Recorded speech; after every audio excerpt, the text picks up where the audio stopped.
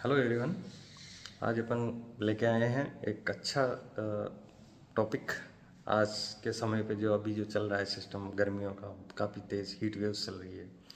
तो heat waves में जानवरों के लिए पानी और इलेक्ट्रोलाइट्स ये बहुत मायने रखता है, खास करके क्रॉस ब्रीड्स के लिए। वैसे भी देखा जाए तो दुनिया में ऑक्सीजन के बाद में अगर दूसरे नंबर पे कोई जीवित रहने के लिए आवश्यक तत्व है धरती पे तो वो पानी है।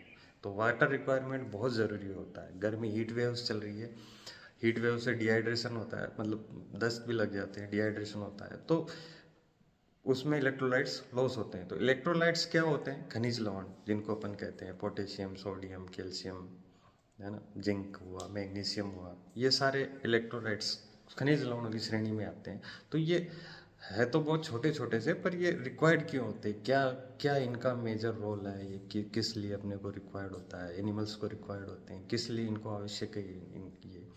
तो उसी बारे में बात करते हैं। तो मेन जो अपन बात करें इसकी, तो रिक्वायरमेंट की, तो पहला है सेलुलर एनर्जी। सेल्स की जो कोशिकीय एनर्जी बनी रहेगी शरीर के अंदर, ठीक है। दूसरा हुआ फर्टिलिटी। फर्टिलिटी मतलब प्रजनन, रिप्रोडक्शन के लिए भी खनिज लवणों का बहुत ही अत्यधिक मायने है। अगर खनिज लवण नहीं है तो ओवुलेशन टाइम पे नहीं होगा, है, ओवम प्रॉपर साइज का नहीं बनेगा, एसिड बेस बैलेंस गड़बड़ हो जाएगा शरीर का, है ना। दूसरी बात करें तो न्यूरोनल फंक्शन, न्यूरोनल फंक्शन क्या तंत्रिकीय फंक्शन है वो क्या हो जाएंगे, वो डिस्टर्ब हो जाएंगे। तंत्रिकीय फंक्शन से क्या संबंध हुआ कि तंत्रिकीय फंक्शन का मेन रोल क्या हुआ? तंत्रिकीय फंक्शन क्या होते हैं? शरीर के टेम्परेचर को एक समान रखते हैं।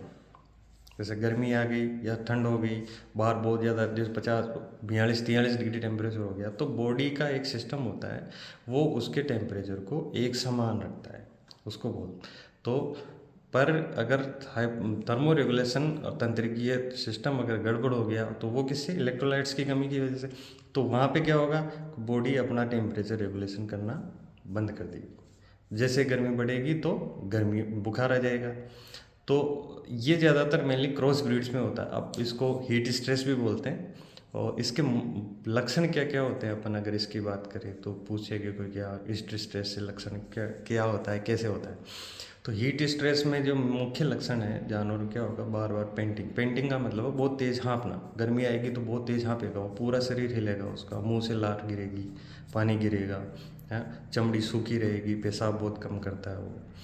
तो और इससे क्या होगा? इससे उसका प्रोडक्शन, जो प्रोडक्शन है उसका, जो दूध दे रहा है या जो भी प्रोडक्शन हम उससे ले रहे हैं, वो काफ़ी डाउन हो जाएगा, बहुत ज़्यादा डाउन हो जाएगा। एसिड बेस बैलेंस, एसिडोसिस हो जाएगा, उसको दस्त लग जाएंगे। तो उससे भी क्या होगा? इलेक्ट्रोलाइट्स और ज़्यादा उसके ख़त्म होंगे। प्रोडक्शन, रिप्रोडक्शन की बात करें तो रिप्रोडक्शन काफ़ी इफेक्ट होगा। रिप्रोडक्शन में उसको बार बार वो रिपीट होएगी। तो इलेक्ट्रोलाइट्स अपने आप में बहुत ज़्यादा ज़रूरी होता है। अब ये कम क्यों होते हैं, इसका भी कारण है। इलेक्ट्रोलाइट्स कम क्यों हुए बॉडी के अंदर? वो कहते हैं कि सब मैं तो पानी दिन भर पिलाता हूँ जानवरों को, फिर भी ये कैसे हुआ? तो ऐसा नहीं है। पानी पिलाना अलग है, तेज़ धूप से पसीना बनता है, पसीना बन करके इलेक्ट्रोलाइट्स बाहर निकलते हैं, तो उसको, उसकी मात्रा अपने, उसके जो फीड है या उसका चारा है उसमें होना बहुत ज़रूरी है। तो कई सारे कारण हैं इसके होने के। इलेक्ट्रोलाइट्स पसीना लगातार उसको दस्त लग रहे हैं तो दस्तों के साथ में भी निकलते हैं। और भी कारण होते हैं, जैसे बर्न्स हो गया, जल गए, तो उसकी वजह से भी इलेक्ट्रोलाइट्स लॉस बहुत ज़्यादा होता है। तो इलेक्ट्रोलाइट्स एक मेजर इम्पोर्टेंट रोल है गर्मियों के अंदर। तो इलेक्ट्रोलाइट्स का ध्यान रखें, स्वस्थ रखें जानवरों को, प्रोडक्शन प्रॉपर रखें। और बाकी अगर आपको इस संबंध में और ज़्यादा जानकारी चाहिए तो आप मुझे कमेंट करिए। Thank you.